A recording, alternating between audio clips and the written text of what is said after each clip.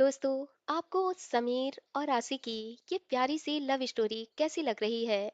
Please मुझे comment करके जरूर बताएं।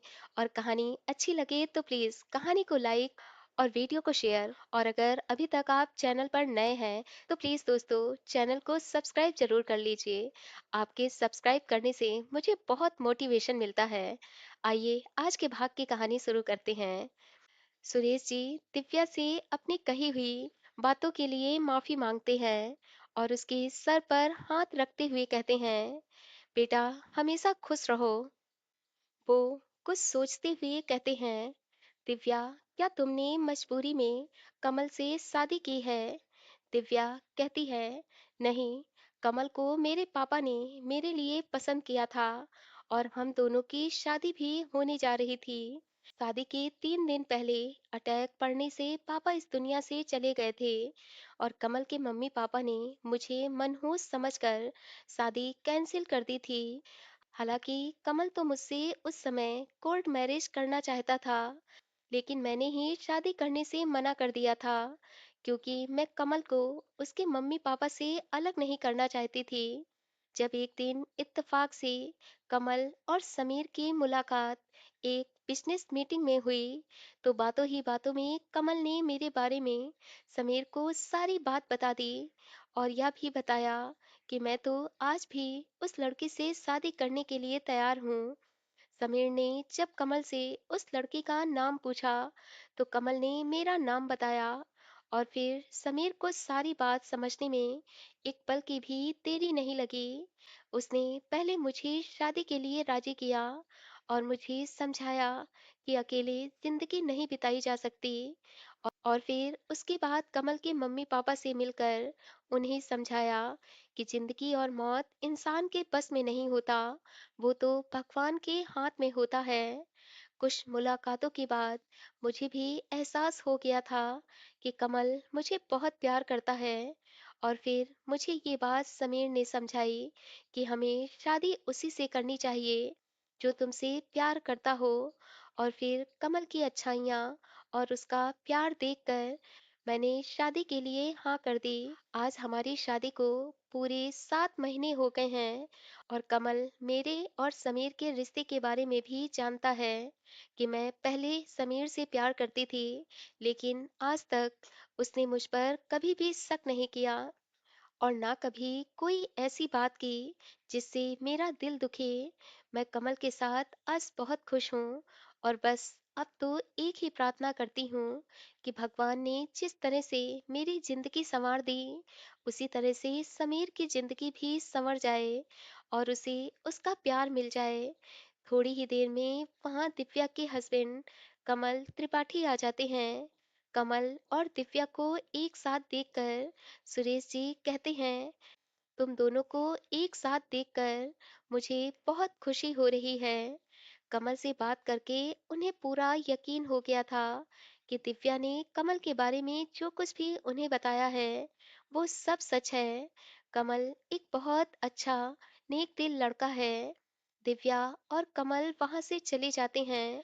सुरेश जी की फ्लाइट का टाइम हो रहा था, इसलिए वो एयरपोर्ट जाने के लिए निकल रहे थे। तभी वहां समीर आ जाता है। समीर को देखकर सुरेश जी को पहले तो थोड़ा गुस्सा आता है, लेकिन वो अपने गुस्से को छुपाते हुए समीर को गले लगा लेते हैं। समीर नम आंखों से कहता है, पापा मुझे माफ कर देना, आप यहाँ आए और मैं आपके साथ टाइम स्पेंड भी नहीं कर पाया। कोई बात नहीं बच्चा, जब तुम्हें फुर्सत मिले तो तुम लंदन आ जाना, तुम्हारी मॉम तुम्हें बहुत मिस करती हैं। यस पापा, मैं बहुत जल्दी लंदन आऊंगा क्योंकि मुझे आप लोगों को कुछ बताना है। सुरेश जी अपनी घड़ी देखते हुए कहते हैं, बेटा मेरी फ्लाइट का टाइम हो गया है, इसलिए अब मुझे निकलना होगा।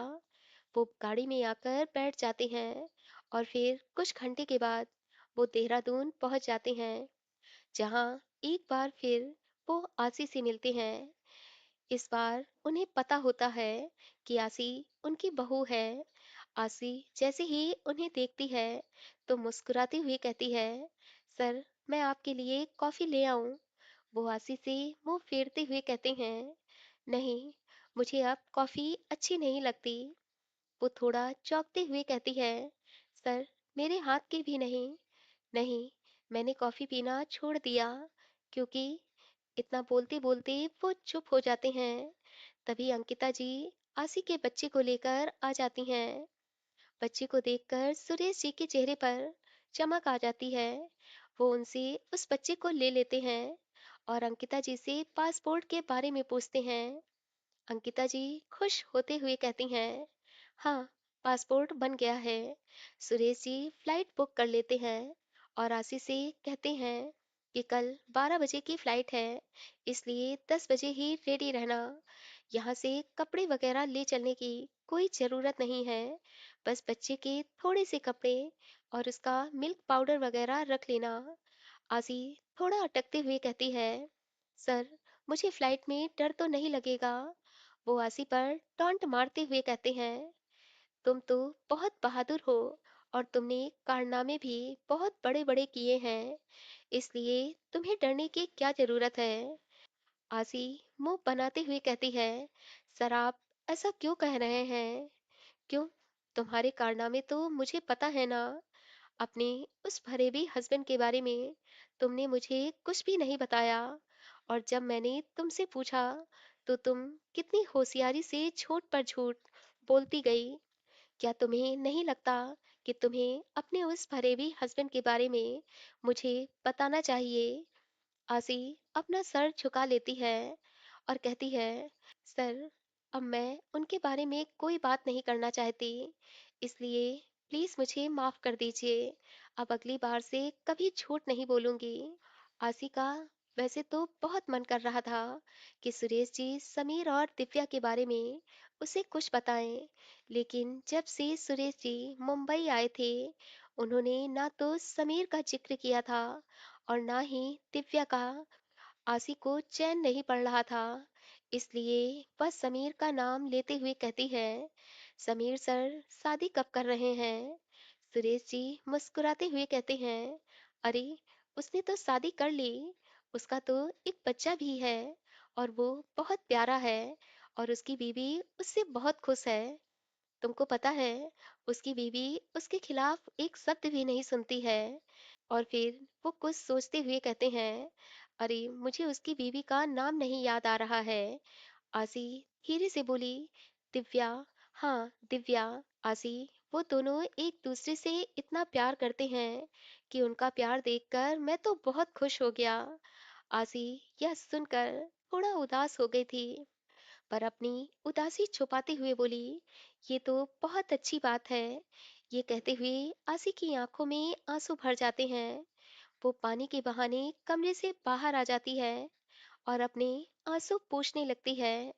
सुरेश जी खुद से कहते हैं, अगर उसे छोड़ने का तुम्हें इतना ही दुख है तो फिर उसे छोड़कर क्यों आई थी? अगले दिन आशी सुरेश जी के साथ एयरपोर्ट आ जाती है और जब वो फ्लाइट के अंदर बैठती है तो बहुत कसकर सीट को पकड़ लेती है और आंखें बंद करके मन ही मन भगवान जी से प्रार्थना करती है और कहती है, भगवान जी, पहली बार आज एरोप्लेन में बैठी हूँ, इसलिए सही सलामत मुझे लंदन पहुंचा देना। अभी तक जिंदगी से मुझे कोई प्यार नहीं था और अपनी लाइफ मुझे बेमतलब लगती थी, पर अब मेरा बच्चा मेरे साथ है, इसलिए पहली बार मन कर रहा है कि मैं अपने बच्चे के साथ अपनी जिंदगी के खूबसूरत पलों को जीऊं। सुरेश जी जब देखते हैं कि आसी आंखें बंद किए हुए है तो वो हल्का सा मुस्कुरा देते हैं। थोड़ी देर में फ्लाइट टेक ऑफ होती है तो आसी के माथे पर डर के मारे पसीना छलकने लगता है। सुरेश जी समझ जाते हैं कि आसी को डर लग रहा है, इसलिए वो बहुत प्यार से उसके सर पर हाथ फेरते हुए कहते हैं, आसी, जिंदगी में बहुत कुछ सब पहली बार होता है, इसलिए जो काम आप पहली बार कर रहे हो उससे कभी नहीं डरना चाहिए। और फिर वो बच्चे के बारे में आसी से खूब बातें करने लगते हैं। आसी अपने बच्चे की बातें करते करते इतना खो जाती है कि वो भूल ही जाती है कि वो एरोप्लेन में बैठी है। करीब आधा घंटे के बाद आसी अपने चारों तरफ देखते हुए कहती है, सर, एरोप्लेन तो चल ही नहीं रहा है। आसी की बात सुनकर सुरेश जी को हंसी आ जाती है और फिर पूरे रास्ते हल्की फुल्की बातें करने के बाद आसी को नींद आ जाती है। और जब उसकी आंखें खुलती हैं तो सुरेश जी उसे बताते हैं कि अब बस कुछ घंटे में ही हम लोग लंदन पहुंच चुके होंगे। वो अपने मन में सोचती है कि लाइफ में भी सब कुछ अचानक ही होता है। जब मैंने समीर से शादी की थी तब मैंने कभी ये बात सपने में भी नहीं सोची थी कि मैं एक दिन उसे छोड़कर उसके घर से जाऊंगी। और जब उसे छोड़कर देहरादून आई थी तो उस समय भी मैंने ये नहीं सोचा था कि एक दिन उसके पापा के साथ मैं लंदन जाऊंगी। करीब 2 घंटे के सफर के बाद वो दोनों लंदन पहुंच जाते हैं। और जब सुरेश जी आशी को लेकर घर पहुंचते हैं तो अर्पिता जी सुरेश जी के साथ आशी को देखकर चौंक जाती हैं। वो जैसे ही कुछ कहने चलती हैं कि तभी उनकी नज़र आशी के बच्चे पर जाती है। 2 महीने का वो नन्हा मुन्ना सा गोल मटोल बच्चा जो अपनी छोटी छोटी आंखें खोले देख रहा था। उस बच्चे को देखकर अर्पिता जी के चेहरे पर मुस्कान बिखर जाती है और वो मुस्कुराते हुए कहती हैं, आशी, ये तुम्हारा बच्चा है। ये तो बहुत क्यूट लग रहा है। वो आगे बढ़कर आशी के गोद से उसका बच्चा ले लेती हैं और उसके माथे को चूमकर बहुत प्यार से उसे देखने लगती हैं। सुरेश जी अपने मन में कहते हैं, अर्पिता, इस बच्चे को गोद में लेकर जैसा तुम फील कर रही हो वैसा ही प्यार और अपनापन मैंने भी फील किया था। तभी अर्पिता जी उस बच्चे को देखते हुए कहती हैं, ओ माय गॉड, ये तो बिल्कुल वैसा ही लग रहा है जैसे बचपन में समीर लगता था। सुरेश जी और आसी अंदर आ जाते हैं। सुरेश जी अर्पिता से कहते हैं, अर्पिता, ये अब हम लोगों के साथ ही रहेगी। अच्छा, इसे क्या समीर ने यहाँ भेजा है? वो हंसते हुए कहते हैं, नहीं, भगवान जी ने इसे यहाँ भेजा है। हाँ, पर इसे यहाँ भेजने में थोड़ी बहुत तो समीर की भी मेहरबानी है। अर्पिता जी हंसते हुए कहती हैं, आप भी ना बातों को खूब घुमा फिरा कर कहते हैं। अर्पिता आशी को कमरे में ले जाती हैं और सुरेश जी अर्पिता को लेकर अपने बेडरूम में आ जाते हैं और फिर अर्पिता जी से आशी के बारे में सब कुछ बता देते हैं। पर यह नहीं बताते कि आशी का हस्बैंड कोई और नहीं बल्कि उनका बेटा समीर ही है। वो चाहते थे कि ये बात समीर अपने मुंह से उन्हें बताए। आशी की सारी कहानी सुनकर अर्पिता जी को बहुत दुख हुआ था। वो भी गुस्सा करते हुए कह रही थी, वो कितना दुष्ट लड़का है और उसके मम्मी पापा ने उसे कैसे संस्कार दिए हैं। देखना, एक लड़की की जिंदगी बर्बाद करके वो कभी खुश नहीं रह पाएगा। सच कहती हूँ, अगर कहीं वो मुझे मिल गया ना तो मैं उसकी ऐसी क्लास लूंगी कि वो कभी जिंदगी में मेरे सामने सर नहीं उठा पाएगा। सुरेश जी उदास होते हुए मन में कहते हैं, अर्पिता, तुम उस लड़के को बद्दुआ दे रही हो, लेकिन शायद तुम्हें पता नहीं कि वो लड़का अपना बेटा है और जिसके माँ बाप को तुम कोस रही हो वो कोई और नहीं, हम दोनों ही हैं। शायद हम दोनों उसकी परवरिश में कहीं कोई चूक कर बैठे जो उसने इतना गलत कदम उठा लिया। बिजनेस बड़ा हो जाए और देश के कोने कोने में हमारा नाम फैल जाए, इसके लिए हमने अपने बच्चे को खुद से दूर रखा। साल पे साल बीत जाते थे पर हम दोनों अपने बच्चे से मिलने नहीं जा पाते थे, वो भी सिर्फ पैसों के लिए। बिजनेस के लिए करोड़ों रुपए कमा लिए और नाम भी रोशन कर लिया, लेकिन हम अपने बेटे को रिश्ते की अहमियत नहीं सिखा पाए या नहीं सिखा पाए कि अपनी पत्नी के साथ कैसा बिहेव करना चाहिए। हम लोग कभी उसके साथ नहीं रहे, उससे कभी ये नहीं पूछा कि बेटा, तुम्हें कोई प्रॉब्लम तो नहीं है। ना कभी उसका सुख जानने की कोशिश की और ना कभी दुख। शायद इसी अकेलेपन की वजह से वो रिश्तों की अहमियत नहीं समझ पाया। पर अभी भी देर नहीं हुई है। मैं उससे ये सबक ज़रूर सिखाऊँगा कि हमें अपने रिश्तों को कैसे सँभाल कर रखना होता है। अर्पिता जी सुरेश जी से कहती हैं, आपने बहुत अच्छा किया जो आशी को यहाँ ले आए। वैसे भी हम लोग यहाँ अकेले ही तो रहते हैं। इतना बड़ा घर है, बिजनेस है। अगर एक बच्ची को हम सहारा दे सकते हैं, तो हम उसे ज़रूर देंगे। और फिर अर्पिता जी ने भी आशी को खुले मन से एक्सेप्ट कर लिया था। आसी और उस बच्चे के आ जाने से पूरे घर में रौनकें फैल गई थीं। बच्चों की किलकारी और आसी की बिंदास बातें सुनकर अभी तक तो सुरेश जी ही हंसते थे, पर अब अर्पिता जी को भी उसकी बातें अच्छी लगने लगी थीं। आसी ने भी पूरे सच्चे मन से इस घर को ही अपना मंदिर समझ लिया था। अर्पिता और सुरेश जी से मिले प्यार को पाकर वो बहुत खुश हो गई थी। वो अपने मन में अपने भगवान को धन्यवाद देती हुई कहती थी, भगवान जी, इन दोनों लोगों ने मुझे सच्चे मन से अपनाया है। मैं बस आपसे यही प्रार्थना करती हूँ कि कभी मेरी और मेरे बच्चे की सच्चाई इन लोगों के सामने ना आए। हालांकि सुरेश जी मन ही मन आशी से नाराज तो थे, लेकिन वो अपनी नाराजगी छुपाए हुए थे, क्योंकि उनके दिमाग में एक अलग ही प्लान चल रहा था। और उस प्लान में आशी के सामने ये शो करना कि वो उससे नाराज हैं, वो या नहीं चाहते थे। धीरे धीरे एक हफ्ता बीत गया और सुरेश जी ने खिलौने और टेडी बियर से आशी का पूरा कमरा भर दिया था। अर्पिता जी भी आशी के पहनने के लिए एक से बढ़कर एक ड्रेस लेकर आई थी। आशी को कभी मेकअप वगैरह नहीं पसंद था। वो बहुत सिंपल रहती थी। वो जब भी अपनी मांग में सिंदूर हल्का सा लगाती, तो अर्पिता जी गुस्सा करते हुए कहती, आशी, मुझे तुम्हारी हर बात अच्छी लगती है, लेकिन उस फरेबी के नाम का सिंदूर लगाना मुझे बिल्कुल भी अच्छा नहीं लगता। और ये मंगलसूत्र, इसे तुमने अभी तक क्यों पहन रखा था? आजी उनकी इस बात पर हल्का सा मुस्कुरा देती है और कहती है, रिश्ता तो उन्होंने तोड़ा है। जिस दिन मेरा दिल भी उनसे रिश्ता तोड़ देगा, उस दिन मैं ये दोनों चीजें उतार कर रख दूंगी।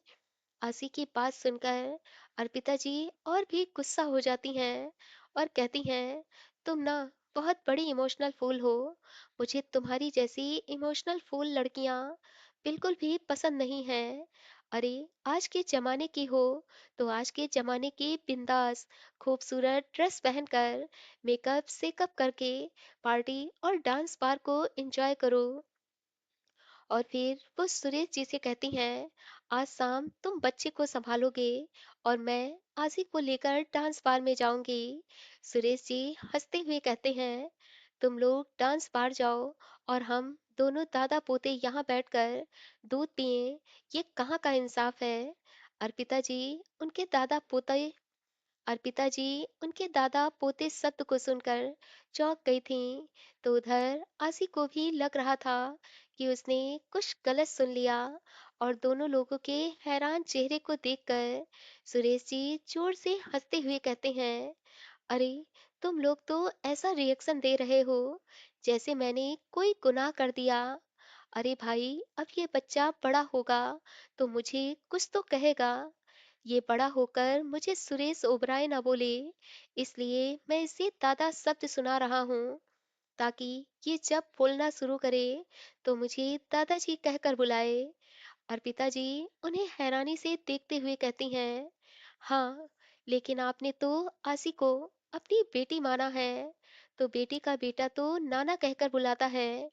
सुरेश जी बच्चे को देखते हुए कहते हैं, देखो भाई, मुझे नाना बनने की कभी ख्वाहिश नहीं थी, पर दादा बनने के लिए बहुत उतावला था। इसलिए प्लीज अब तुम दोनों लोग मुझसे कोई बहस मत करो, क्योंकि ये बच्चा तो मुझे दादा ही बोलेगा।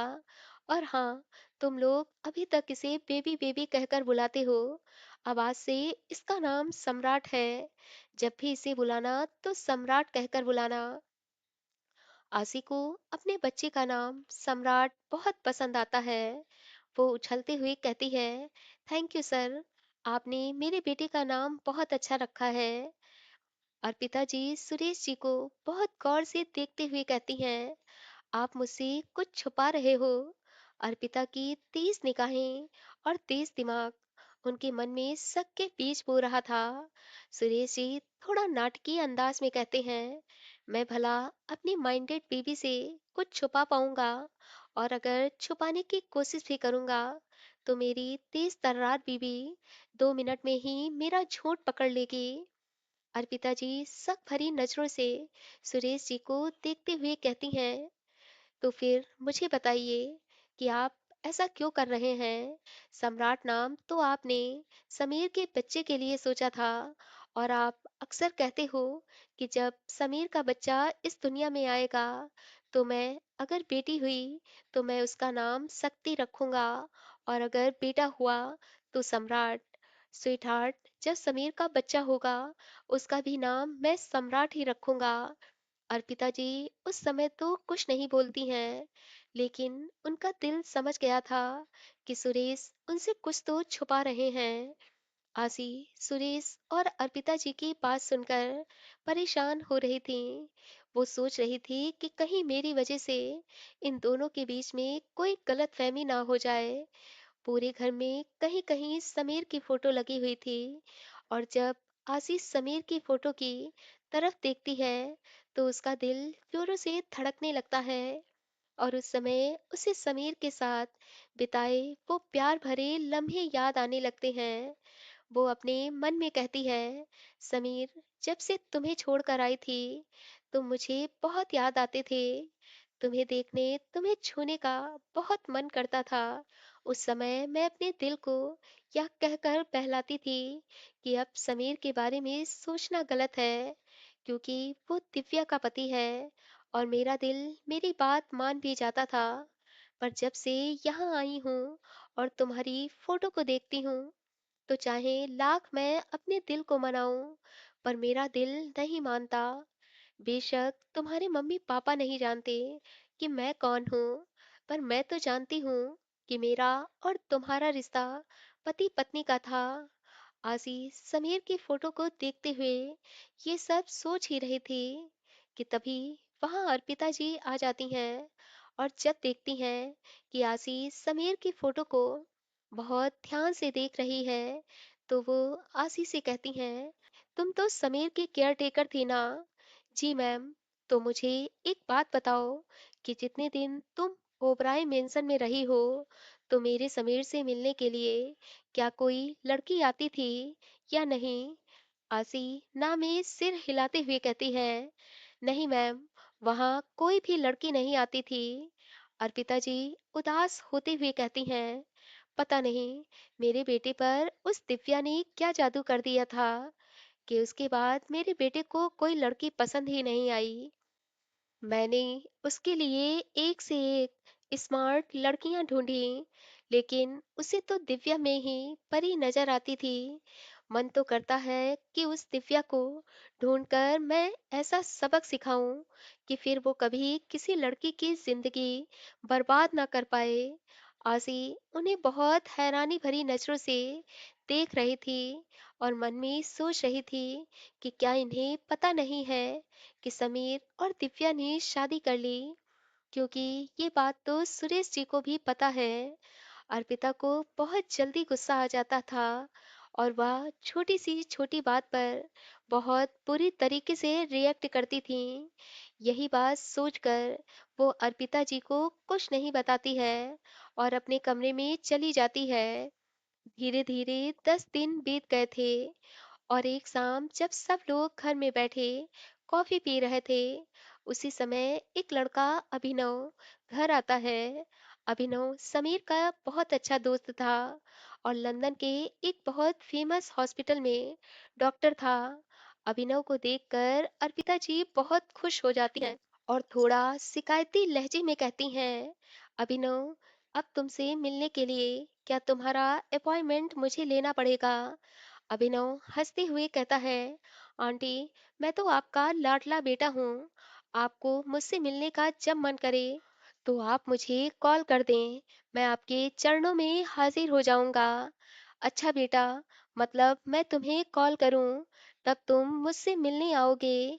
अभिनव मुस्कुराते हुए कहता है, जी हाँ। आसी, बेटा जरा गार्डन में जाओ और एक डंडी ले आना।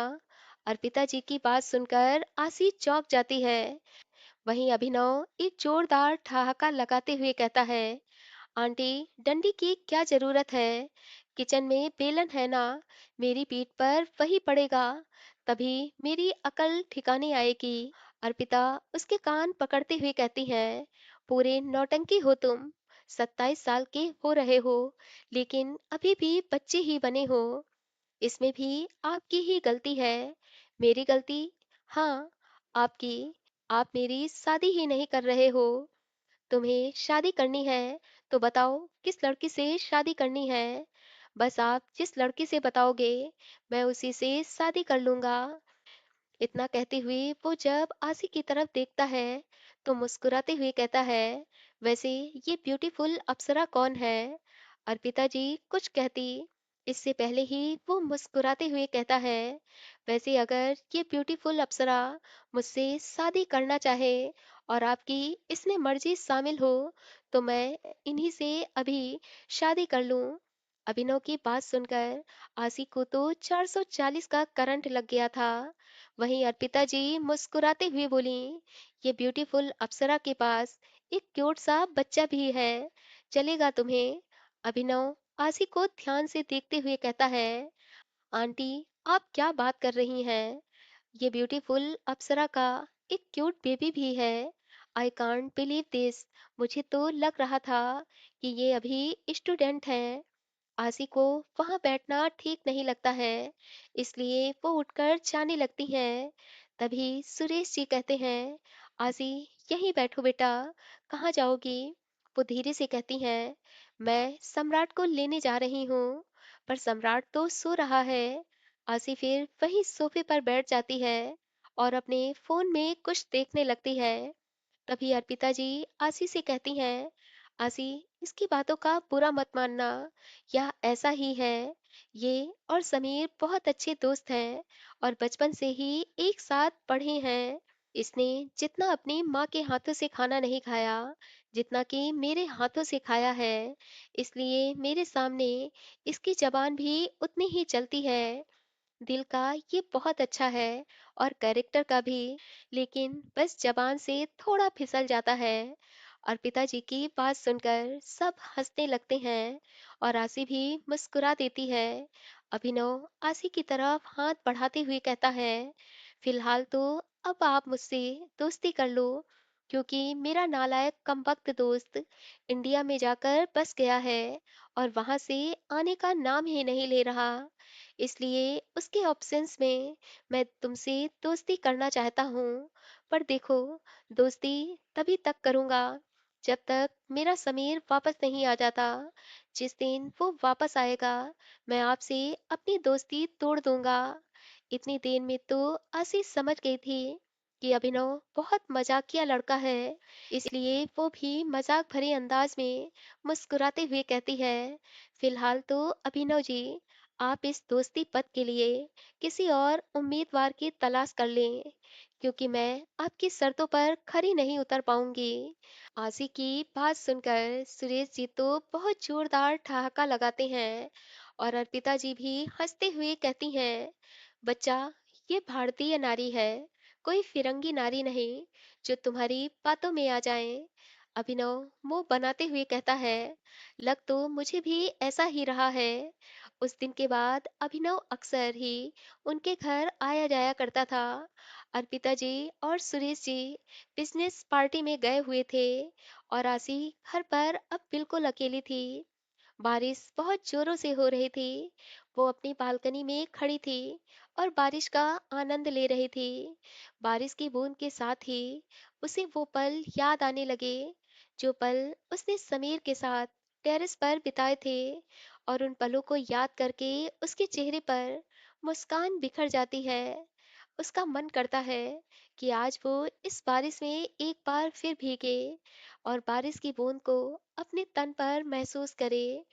आज ना जाने क्यों उसे समीर की बहुत याद आ रही थी और रह रहकर बस उसका मन यही कह रहा था कि आज काश कहीं से समीर उसके पास आ जाए और वो समीर को गले लगाकर कहे कि आज मैं तुम्हें बहुत मिस कर रही हूँ। यही बात सोचकर वो बाहर गार्डन में आ जाती है और झूले पर बैठकर बारिश का आनंद लेने लगती है। अभी मुश्किल से 10 मिनट ही हुए थे कि तभी एक गाड़ी गेट पर आकर रुकती है और गार्ड गेट खोलता है। उसे लगता है कि अर्पिता जी और सुरेश जी वापस आ गए हैं। वो मन में सोचती है कि वो तो पूरी तरह से भीग गई है और अब सुरेश और अर्पिता जी के सामने कैसे जाएगी। यही बात सोचकर वो गार्डन में झाड़ियों के पीछे छुप जाती है और कहती है, जब मैम और सर अंदर चले जाएंगे तब मैं छुपकर यहाँ से अपने कमरे में चली जाऊंगी।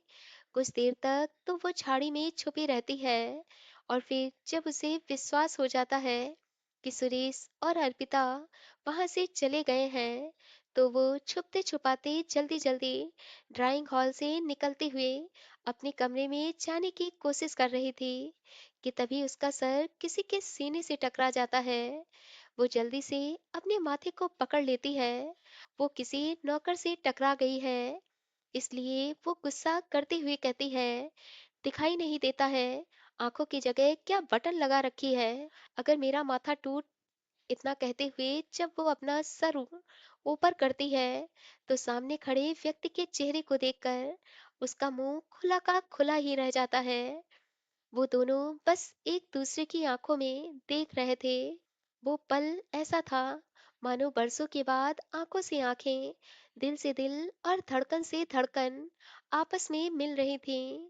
दोनों दिलों की हालत ऐसी थी मानो वो सीने से निकलकर एक दूसरे का हाल जानना चाहते हों।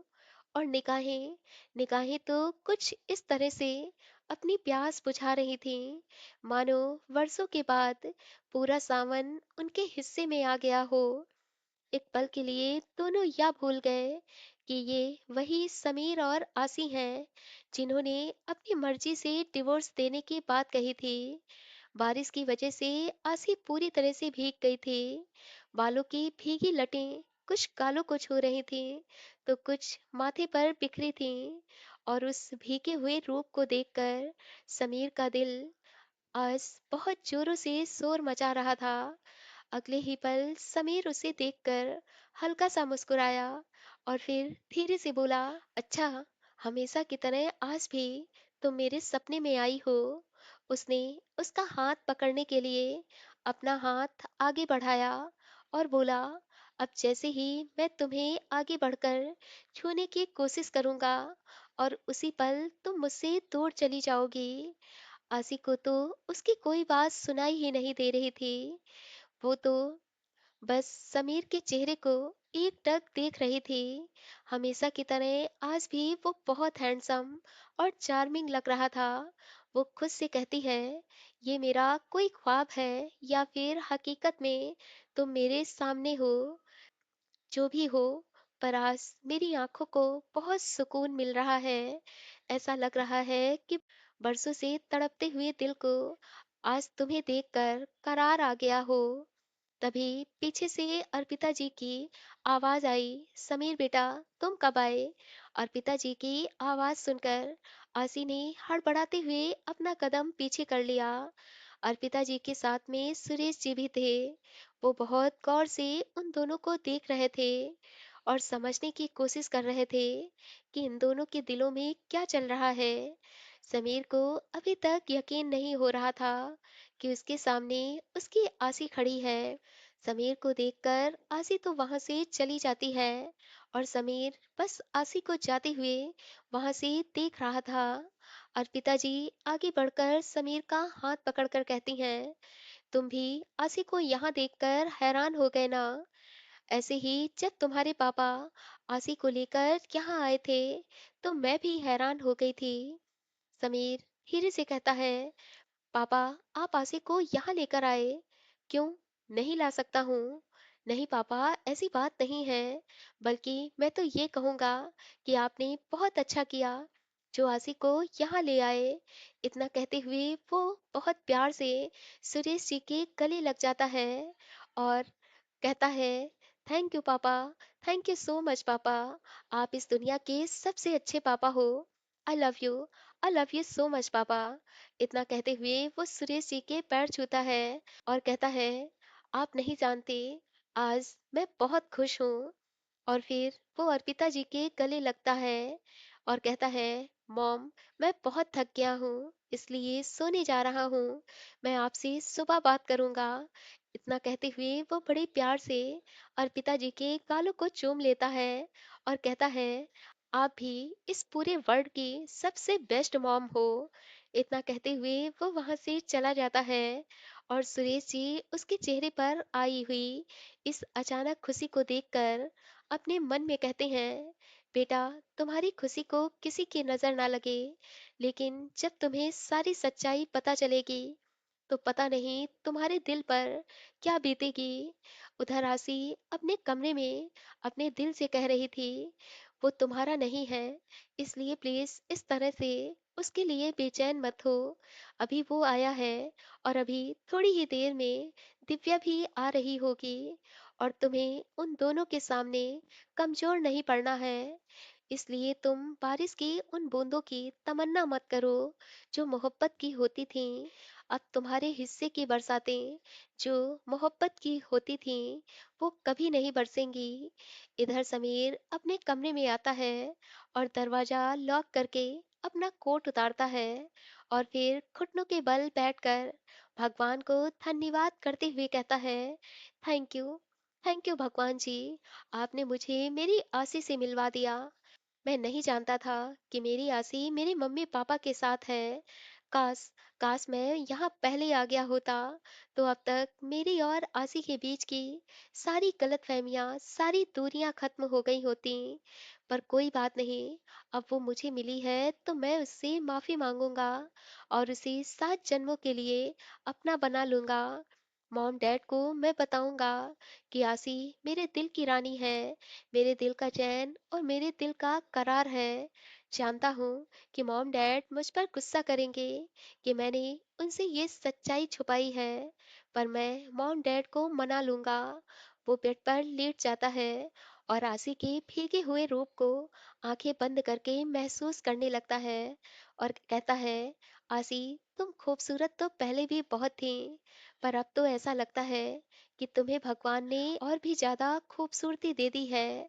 और फिर बेड पर करवट बदलते हुए कहता है, आई कांट बिलीव दिस यार, आजी, तुम मुझे मिल गई। वो जल्दी से वॉशरूम में जाता है और फ्रेश होकर बेड पर आकर बैठ जाता है। रात के 12 बज रहे थे और जब उसे लगता है कि उसके मॉम डैड सो गए हैं, तो वो धीरे से गेट खोलकर बाहर आता है और फिर पूरे घर में घूम घूम कर देखता है कि आसी किस कमरे में है। तभी एक कमरे से उसे बच्चे के रोने की आवाज आती है।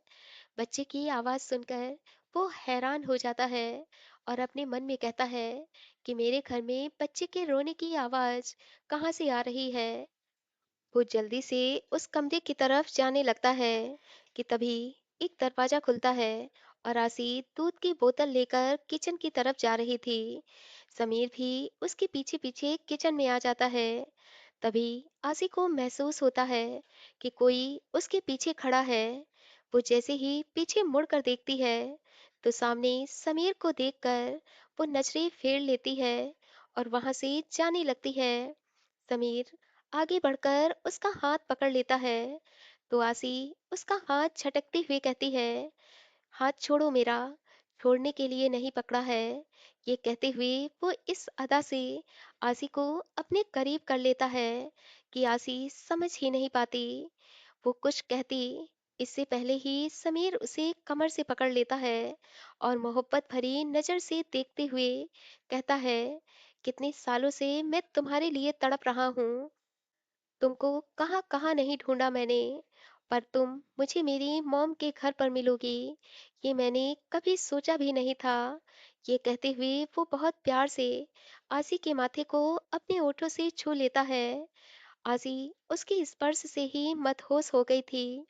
उसका दिल भी तो समीर के लिए तड़प रहा था, उसका प्यार पाने के लिए बेकरार था।